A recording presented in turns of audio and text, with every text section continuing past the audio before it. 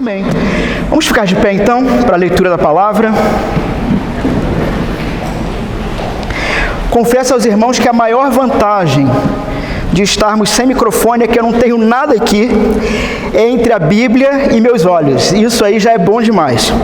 Mas caso algum irmão queira doar um microfone de lapela ou aquele assim, tipo Madonna, tá bom? Pode ficar à vontade. Lucas, Evangelho de Lucas. Eu farei a leitura, capítulo 11, eu farei a leitura do verso 1 ao 13, tá bom? Apenas estou frisando isso porque para a chamada de hoje é do verso 5 ao 8, mas os irmãos vão entender porque nós vamos fazer a leitura de todo esse trecho.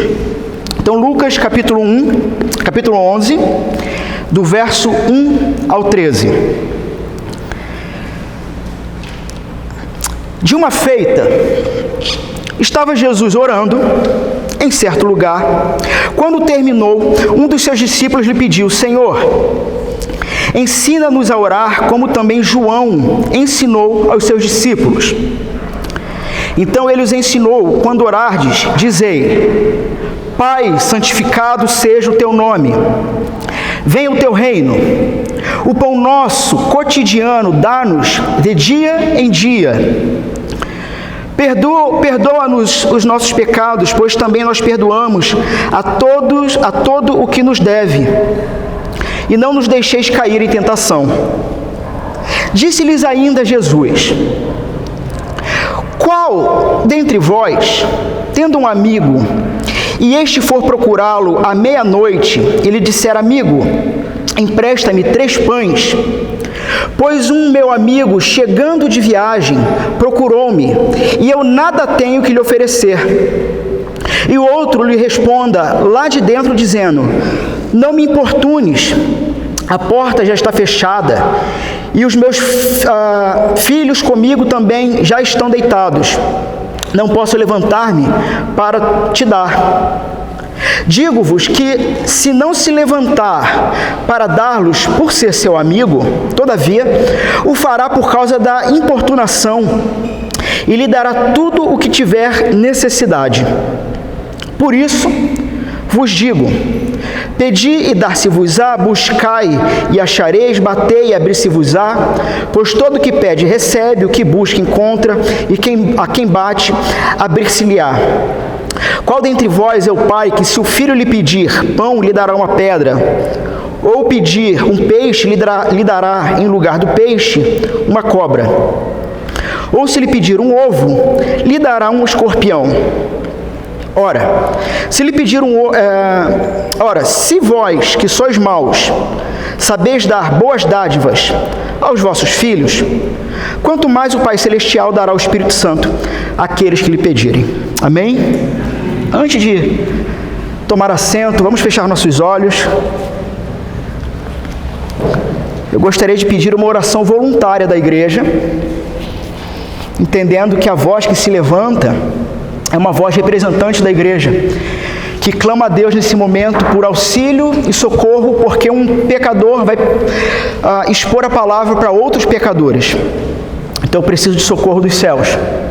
E essa voz que se levanta, fazendo esse pedido, ela também se coloca, assim como toda a igreja, como responsável diante da palavra. Porque diante da palavra não é somente a responsabilidade do pregador ser fiel ao texto, mas é a responsabilidade do ouvinte a estar atento e com o coração aberto ao que o Senhor tem a falar para cada um. Vamos fechar nossos olhos e pedir então uma oração voluntária.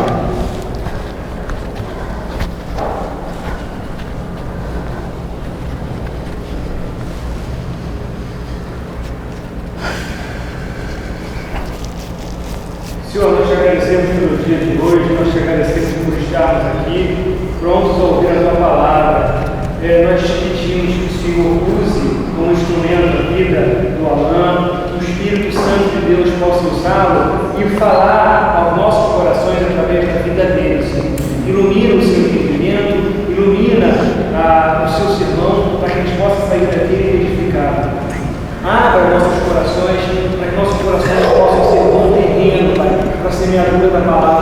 virá agora. Essa é a nossa oração aqui em nome de Jesus. Amém. Poder sentar. Irmãos, esse é um texto, talvez conhecido por alguns ou por muitos. É um texto que muito se é dito desse texto, dessa parábola, até mesmo fazendo uma junção com a parábola do juiz iníquo. E de maneira geral, o que se entende e o que se prega, né, em tantos e tantos lugares, fala-se sobre perseverança. E até então, ok, de fato, a vida do cristão, cristão é alguém que ora. Eu não vou me lembrar agora quem foi que disse isso, mas alguém muito mais inteligente do que eu, disse que o ateu é aquele que não ora, porque ele não reconhece a existência de um Deus todo-poderoso, imanente e transcendente, e que é uma pessoa e não uma energia. Então, o ateu não ora. Logo, se alguém se diz cristão, mas não ora, é ateu, porque não conversa com o seu Senhor. Então, a vida de oração e a vida constante de oração é uma condição, para falar uma palavra bonita, sine qua non. É uma condição natural, é uma condição que, sem essa condição, provavelmente, de fato, é um cristão ou não conhece, de fato, a razão da sua fé. Por isso não ora.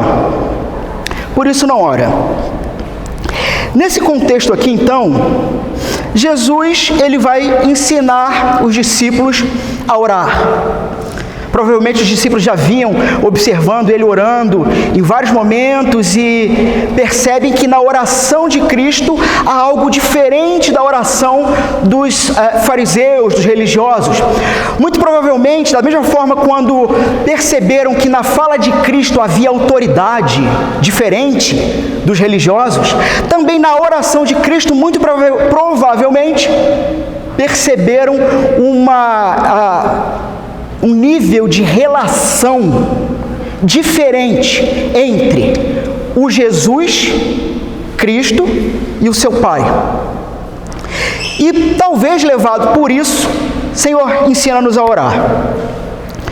Irmãos, percebam o seguinte: do verso 1 ao verso 4, então, do capítulo 11, Lucas, que foi quem registrou esse evangelho, ele vai registrar aqui um pedaço, ou uma paráfrase, do famoso sermão, da famosa oração do Pai Nosso. Algumas Bíblias têm a referência, está lá em Mateus 6.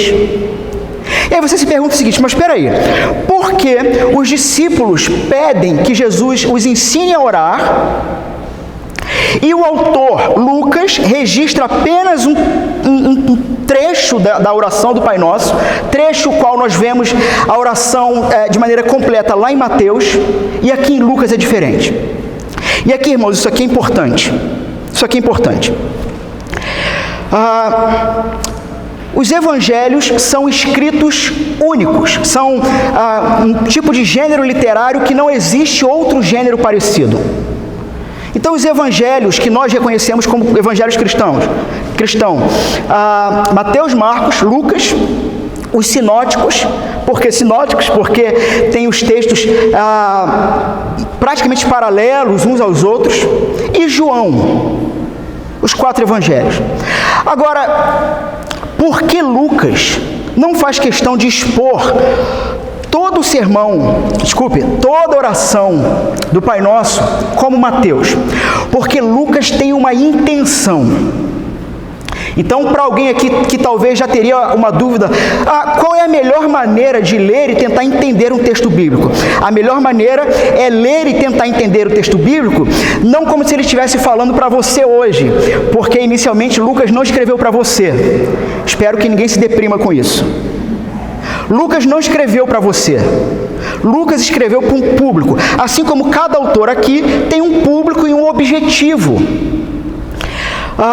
Os autores dos evangelhos, eles trabalham mais ou menos da seguinte forma: eles têm todo o histórico de Cristo, do nascimento, a morte e ressurreição, todos eles passaram por esse histórico. No caso aqui de Lucas, ele tem o aval de Paulo para registrar isso, e Marcos tem o aval de Pedro. Então todos eles têm todo o histórico. E eles vão construir o evangelho a partir da intenção que cada um tem. Então, imagine da seguinte forma: uma estante de livros, sabe, de fora a fora aqui, nesse local, e você tem uma intenção de contar algo para alguém. E para cumprir essa intenção, você vai nessa estante de livros, que são as histórias que aconteceram desde o nascimento até morte e ressurreição, e você vai pensar dessa estante histórica de Jesus, o que o Espírito Santo aqui, que cremos que inspirou o autor, o que o Espírito tem como objetivo, através do escritor, revelar para o ouvinte original. Então, ele tinha todo o Pai Nosso. E ele seleciona, então, esse início do Pai Nosso, onde aqui ele frisa uma questão: o pão. O pão. O pão nosso cotidiano, ou de cada dia, dá-nos hoje. Perdoa os nossos pecados, pois também perdoamos a todos os que nos devem. Não nos deixe cair em tentação. Então ele frisa a questão do pão e finaliza a oração. E na sequência, Lucas, ele registra uma parábola que Jesus ensinou, que Jesus falou, com um objetivo: por causa da oração. Por causa da oração. Disse-lhes ainda Jesus. E aí veja, o que acontece aqui é que Jesus, ele inicia a sua parábola. Na verdade, nós temos que ouvir ela assim: olha,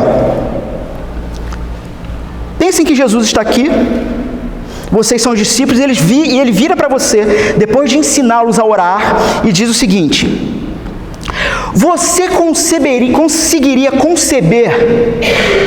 E ele faz uma pergunta aqui que não é retórica, mas que ela vai exigir uma negativa. Veja, seria possível, você por acaso teria algum amigo dentre vocês, e você foi procurá-lo então à meia-noite, e lhe disse: amigo, empresta-me 3 pães. Então Jesus tem um objetivo nessa parábola, e Lucas vai linkar o objetivo dessa parábola com a oração do Pai Nosso. Veja, o texto aqui, ele está tratando de um ambiente, na época, onde a pessoa que recebesse um visitante, um hóspede, havia algumas questões culturais envolvidas. Então, esse amigo foi procurar esse outro amigo por volta de meia-noite. E você pensa, bom, século 21, anos 2019, pelo menos para a maioria da moçada aqui, meia-noite é dia. Todo mundo sabe. Então, vamos contextualizar. Se na época a viração do dia era 6 da tarde, 6 da manhã era 0 hora deles, tanto é que 9 da manhã era a primeira hora de oração, meio-dia a segunda hora de oração e 3 horas da tarde a terceira hora de oração. Então 6 da manhã era 0 hora deles. Se esse sujeito bate meia-noite, para a gente hoje, agora se coloque nessa posição: você está dormindo com a sua família e de repente 4 horas da manhã, é isso, 4 horas da manhã. A pergunta é: por que um sujeito às 4 horas da manhã ia visitar o outro? Né? Bom, os comentaristas e os autores tentam dar aí as maiores ou as possíveis explicações, mas meus irmãos, não faz a menor diferença, porque Jesus não está preocupado com isso. Se eles estavam viajando à noite porque era calor durante o dia, mas à noite também tinha o problema dos assaltos, não importa. Não importa, o que importa é 4 horas da manhã, você recebeu um hóspede na sua casa. Se estava planejado, se não estava, não sabemos. Ponto é o seguinte, que sempre que você recebesse um hóspede, você tinha toda uma questão de hospitalidade e estava envolvido o alimento nessa hospitalidade. E nessa cultura, esse alimento, ele se tratava então de pão. E veja, não é pãozinho, pão de padaria, não. Era um pão, seria uma espécie de um bolachão. Um pão grande assim, redondão, grande assim. E veja, o pão não era a refeição. O que era o pão na época e no contexto? O pão era o seguinte: pegava-se o pão era a colher, o garfo e a faca. Por quê? Servia, então ali, pasta. Alguém aqui já foi em rodízio árabe? Não sabe o que está perdendo. Então tinha as pastinhas, lá tinha sopa, uma coisa ou outra. E o pão então era a colher, o garfo e a faca. O pão não era a refeição em si. E muito provavelmente os estudiosos dizem que pela questão cultural, na casa desse homem não faltava somente o pão. Tanto é que no final da parábola, olha o que diz lá, no verso 8.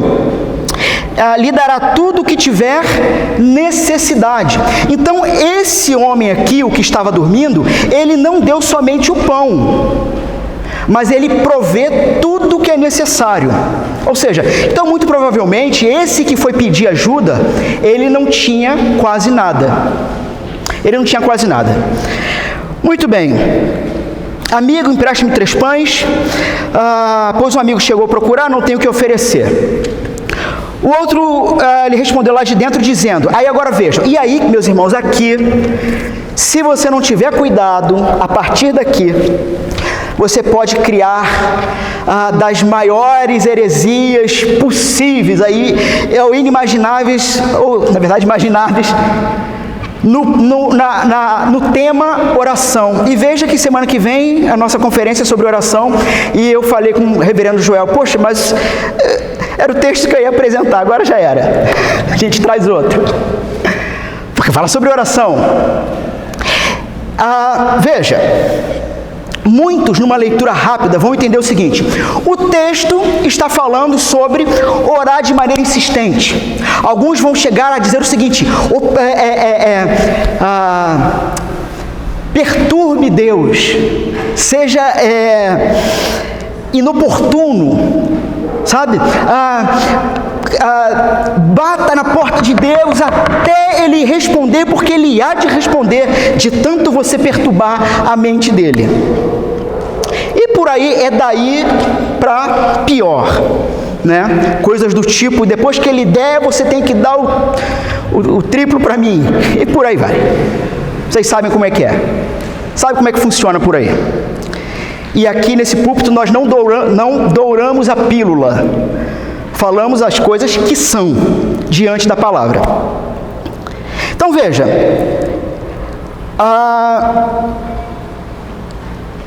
esse amigo que bateu às meia-noite ou às 4 da manhã nossa, o texto está dizendo que ele bateu? Ele não bateu. Segundo a cultura na época, e a ideia é o seguinte então, uma aldeia simples, uma comunidade simples, não eram pessoas ricas, ok? Tem gente que vai dizer que esse amigo que estava dormindo, na verdade ele era um mau amigo ou atendeu com raiva, mas veja, Jesus está dizendo, é amigo. Então você tem que imaginar um contexto, pense aí no seu melhor amigo ou amiga, tá? E pense que às 4 da manhã, esse melhor amigo ou amiga te chamou para pedir emprestado o seu faqueiro, para socorrer um hóspede, tá? Vocês são amigos. Tudo bem, a pessoa de repente não bateu na tua porta, te ligou, aí você atende. Sinceramente, 4 horas da manhã, a sua família toda dormindo, a sua melhor amiga ou amigo te ligou para pedir um faqueiro, um jogo de faqueiro, de colher, faca. Como é que você responderia? Porque tem pessoas que pensam e leem a resposta do amigo dorminhoco aqui como se ele não fosse um amigo de verdade, ou tivesse azedo, ou coisa parecida. Gente, eles são amigos. Como é que você responderia seu amigo? Ah, meu irmão, sério mesmo? 4 da manhã? Eu não vou te ajudar, não. Você está de brincadeira, cara. Como é que você recebe alguém essa hora? O que foi? Foi emergência? Já estava programado? Você não se... Como é que é isso aí? Então a resposta dele é muito natural. Não há nada aqui de inimizade ou de má vontade. Não, é um amigo falando com outro amigo. E no contexto dessa época, à meia-noite, se alguém batesse na porta de um sujeito, de uma família, a família ia ficar com medo. Mas o amigo, ele chama, e lá de dentro, outro amigo ouve a sua voz. Ele não bateu. E aí vai ter muita gente, por causa dessa interpretação errada, que vai dizer, fica batendo na porta de Deus até ele abrir. Mas aqui não tem porta, não tem batida na porta. Então vamos começar a desfazer algumas coisas que se falam. Então outro respondeu lá de dentro, não me importunes, a porta já está fechada, os meus filhos comigo também já estão deitados, não posso levantar-me. Ponto, para aqui. Parem aqui comigo. Quando Jesus iniciou a sua pergunta, qual dentre vós? Na verdade, irmãos, na construção do grego, existe embutido aqui uma interrogação que se perde ao longo da história. Porque a resposta aqui para qualquer judeu, qualquer homem do Oriente Médio, da época e até os dias de hoje, a resposta de qualquer homem daquela cultura, até os dias de hoje, para um cenário montado como esse seria: nunca um amigo faria isso comigo. Na verdade, a parábola, ela vem só até o verso 7. Ela só vem até aqui. Porque é uma espécie de pergunta que exige uma negativa. É como se Jesus então dissesse: o seu amigo é seu amigo mesmo? Aí você diz: você tem um amigo do peito? Todo mundo sempre tem. E aí, ele diz o seguinte: esse teu amigo do peito, num ambiente onde você poderia perder a sua honra por não receber bem o seu hóspede, esse amigo do peito ia te abandonar? Resposta de qualquer homem da época: não. Claro que não. Ele não iria me abandonar. Isso era uma resposta certa. É como se aqueles homens na época pudessem responder para Jesus: Jesus, eu entendi a parábola, mas olha, isso aí seria um absurdo. Isso não existiria. Isto não é possível. Se fosse o Quevedo, não existe. Não existe. Se fosse o padre Quevedo falando. Alguns sabem quem é. Isso não existe, isso não é possível. Um amigo nunca faria isso. Aí Jesus responde: claro que não faria, mas não faria de jeito nenhum. Digo-vos que, se não se levantar para lhe atender por ser amigo, todavia o fará por outra causa. Ou seja, vocês estão certos. Isso não seria um amigo, isso não aconteceria. E haveria pelo menos 2 motivos para esse homem ser atendido. Primeiro, se ele não se levantar pela questão da amizade, se ele não se levantar por ser amigo, se ele não atender por ser amigo, ele vai atender por um outro motivo. E aqui nesse outro motivo, nós também temos uma questão gramatical grega, que a gente tem que dar a honra para quem tem a honra. Então, irmãos, agradeçam ao Jean e ao professor lá do Jean, da PMT, por nos trazer uma luz nesse texto, aonde depois de pesquisar em aproximadamente 15 obras, apenas em 3 eu achei, e de maneira concreta isso. Porque aqui é utilizada uma palavrinha. Alguém aqui tem uma versão diferente que diz outra coisa? Verso 8, a parte final. Ele vai atender ou por ser amigo ou por importunação. É a minha versão. Ninguém tem outra versão? Ninguém tem NVI aí, não? Importunação também? Oi? Insistência. Que versão é essa? NVT. Sim, mas a palavrinha antes.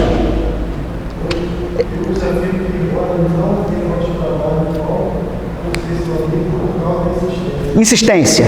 Essa palavrinha que eu quero. é que numa versão está escrito insistência, na outra versão está escrito importunação?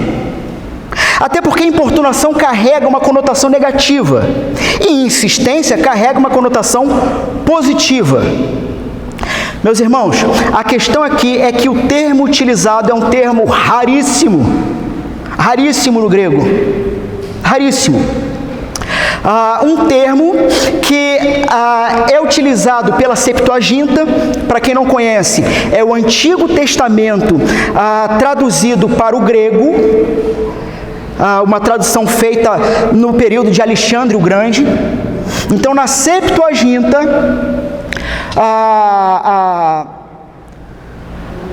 a palavrinha aparece lá no profeta Eli, fazendo uma referência ao seguinte: o Senhor dizendo que Eli não honrou a Deus, honrou mais aos seus filhos. Para falar bonito, é uma palavrinha em grego chamada anadeideia. Anadeideia. Ela tem uma construção um pouquinho mais complicada. Mas o que o texto está querendo dizer, vamos ver o seguinte: se o texto estivesse querendo dizer insistência, então o texto estaria dizendo que por causa da insistência daquele indivíduo, o homem atendeu, certo? Só que tem um problema aqui. Se pegarmos o verso 8, e vejam, exposição da palavra de Deus, além de alimento espiritual, também é cultura. Se pegarmos o verso 8, vamos descobrir quem é o sujeito do verso 8. Veja, digo-vos que, se não se levantar, quem não se levantar? O amigo que estava dormindo. Ele é o sujeito.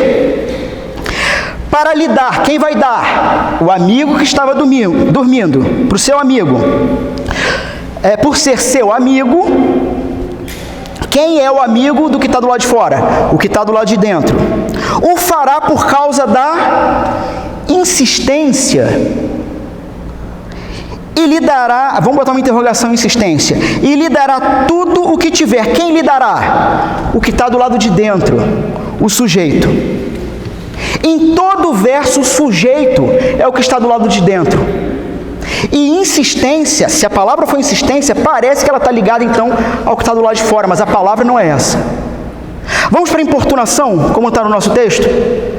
Irmãos, que lição seria essa de Jesus dizendo o seguinte: importune a Deus.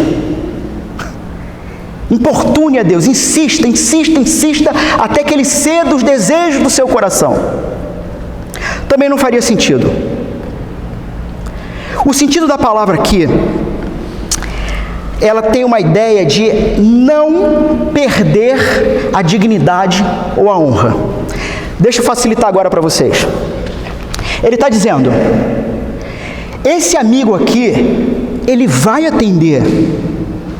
Primeiro, por ser amigo. Mas se não fosse por ser amigo, haveria um segundo motivo para ele atender. Por quê? Porque na cultura da época, não somente aquele que hospedava o visitante era responsável pelo visitante, mas toda a aldeia, toda a comunidade. Portanto, se aquele homem não atendesse o pedido do amigo, não se levantasse, no outro dia, ele seria completamente mal falado na aldeia. Por quê? Porque por ele não ter atendido, ele teria elevado toda a aldeia a uma condição de desonra. Em outras palavras, meus irmãos, vamos facilitar mais ainda. Se há um paralelo dessa parábola com a oração que o Senhor ensina, com o relacionamento do homem com o Deus Todo-Poderoso, esse paralelo é o seguinte: o Senhor, Ele há de te responder e de te atender por dois motivos. E isso é espetacular. Primeiro motivo,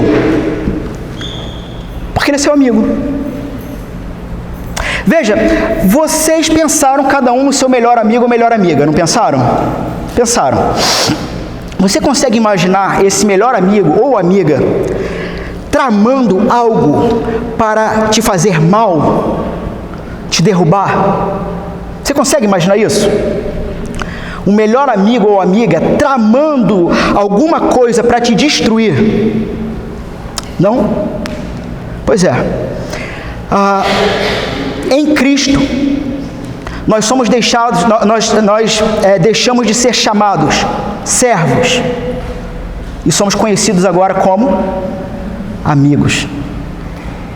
Se o seu amigo não tramaria nada de mal contra você, por que você tem medo de Jesus?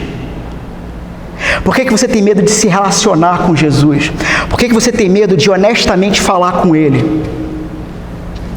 Porque a relação e o paralelo é com o amigo, e o seu amigo não iria te derrubar. Jesus se fez seu amigo. Como que Ele se fez seu amigo? Como é possível Ele ter se feito seu amigo? Como isso é possível? Se sabemos que Jesus é Deus, é Filho de Deus e é santo como é santo o Pai dele, e um ser que é totalmente santo não pode se relacionar com um ser que é totalmente mesquinho e pecador, que somos nós, mesquinhos e pecadores. Você acha que eu estou exagerando?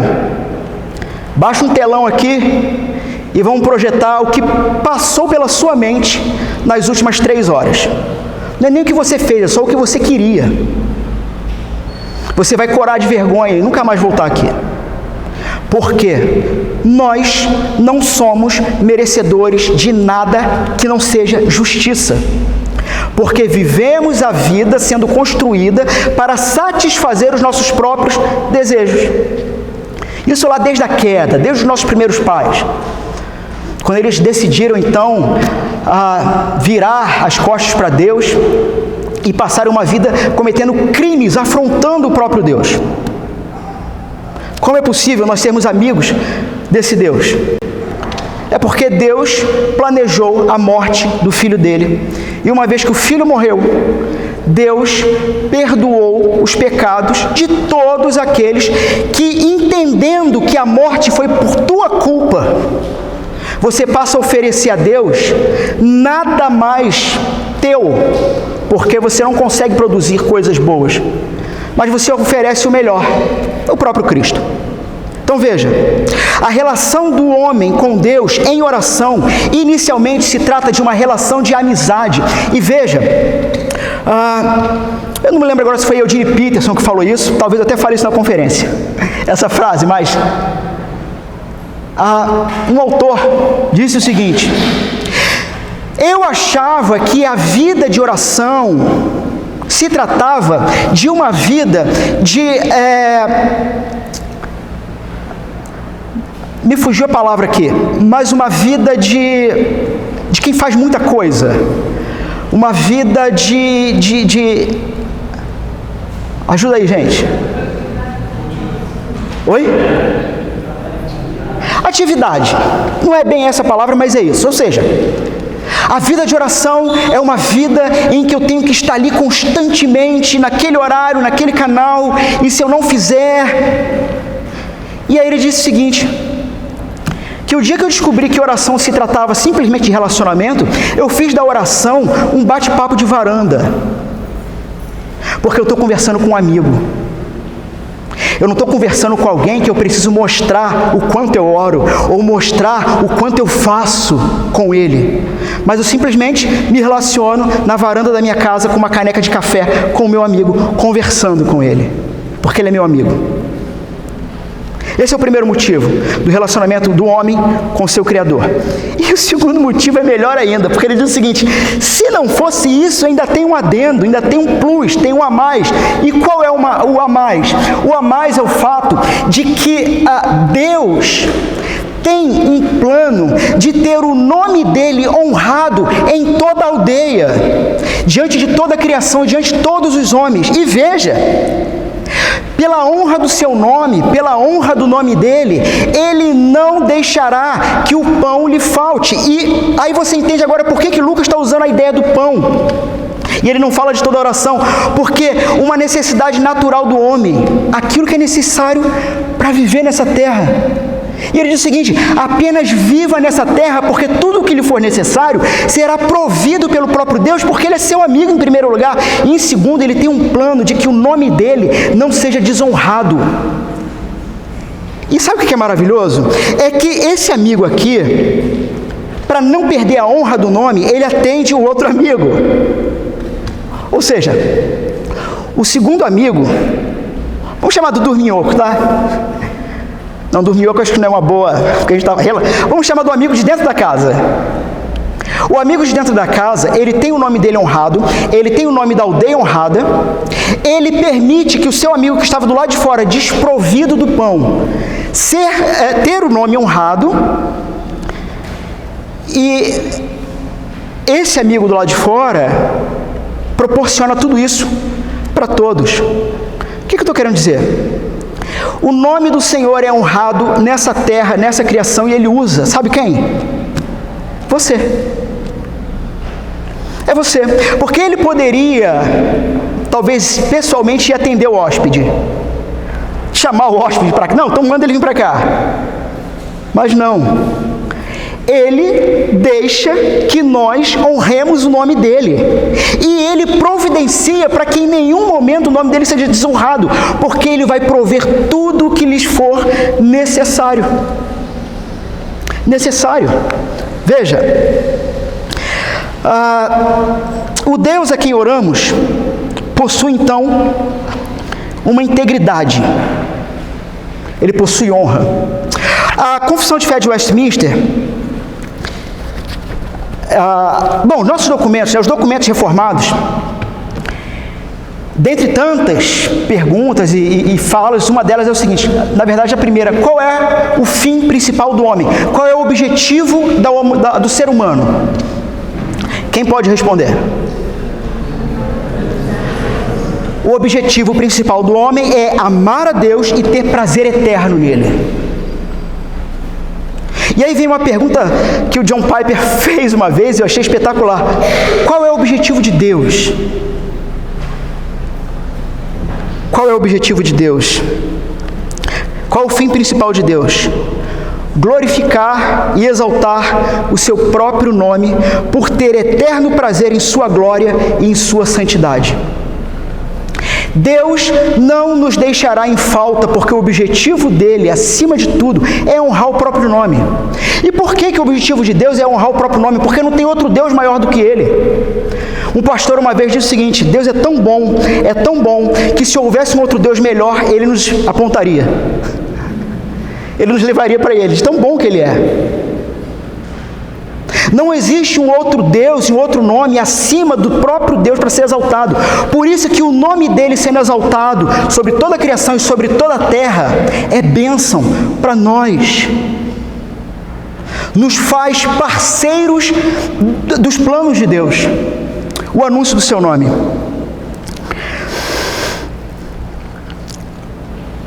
Por fim, então ele vai continuar dizendo: pedir, dar-se-vos-á.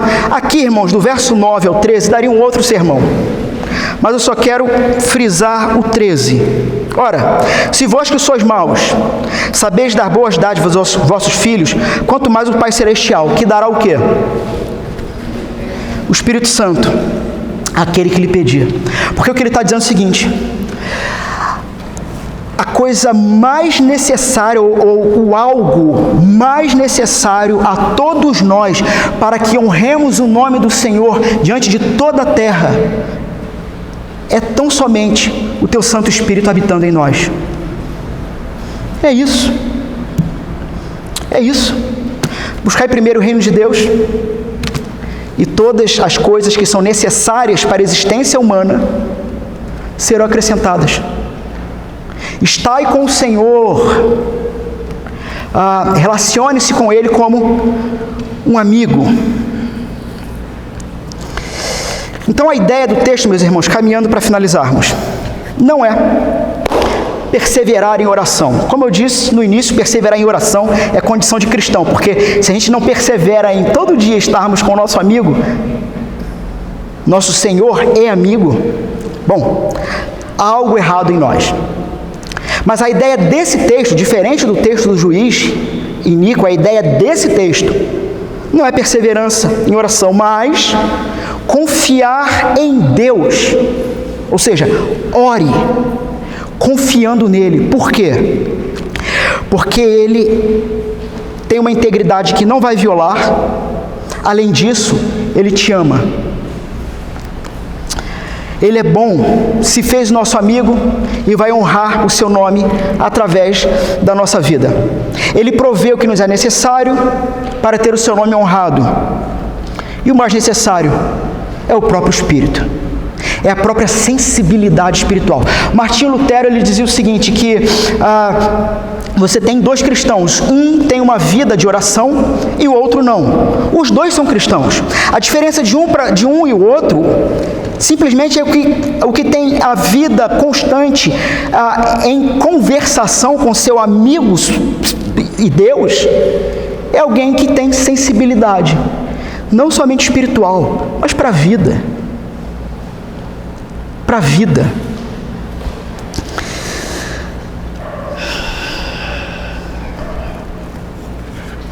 Algumas aplicações rápidas.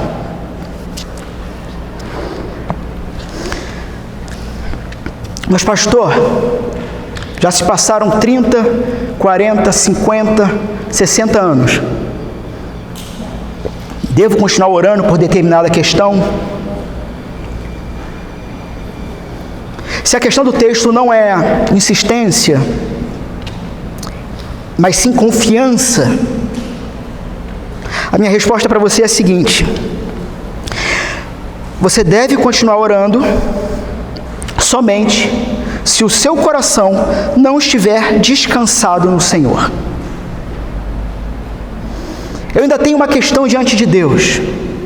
Continue orando, confie nele, porque ele é bom e ele vai prover tudo para que o nome dele seja honrado através da sua vida. E se o que está no seu coração, você se questiona se ainda deve ser motivo de oração, a questão é, se você ainda não tem descanso no Senhor, continue orando, mas ore confiando na bondade dele, e ore para descansar, porque ele cuida e provê tudo o que é necessário nessa vida.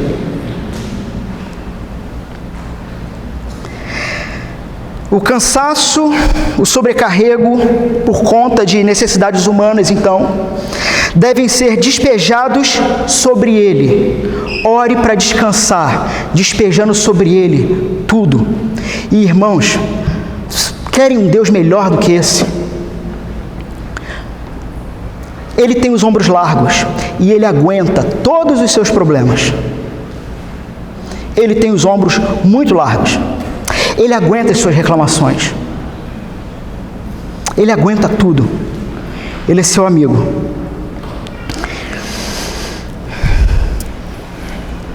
Que o Senhor traga paz àqueles corações que se encontravam talvez em desespero de oração, mas que o próprio Espírito traga profundo incômodo àqueles que se encontravam levando uma vida à sua maneira, sem prestar contas ao Criador. Vamos fechar nossos olhos.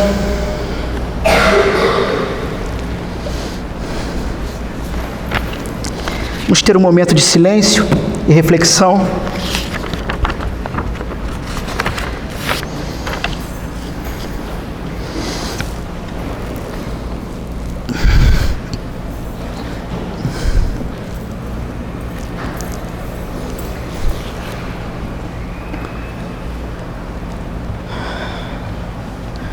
Senhor, são textos como esses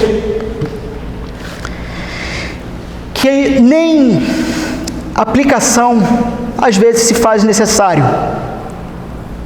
Porque somente em um texto nos mostrar que o Senhor é bom, já deve ser a aplicação perfeita.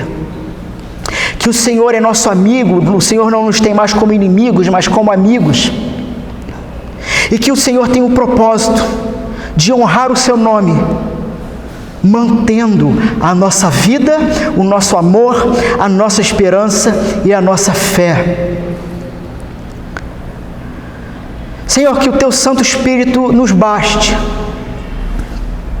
que venhamos a perceber, por mais que cada um de nós tenhamos as nossas crises, tenhamos os nossos medos, as nossas ansiedades, mas que venhamos a perceber que tudo que é necessário o Senhor nos deu, o Teu Santo Espírito, porque o Senhor nos dá, nos provê não apenas aquilo que pedimos, como o homem dessa parábola, mas nos dá e nos provê muito mais além daquilo que pedimos, do que pensamos. O Teu próprio Espírito habitando em nós. Senhor, se alguém tem estado angustiado, traga paz. Se alguém tem andado como quem anda não se importando com a Tua palavra, com a Tua presença, que o Senhor lhe chame para uma conversa, como um amigo, e que Teu nome seja honrado na vida de todos nós. Nós oramos em nome do Senhor Jesus para a Tua glória. Amém. Amém.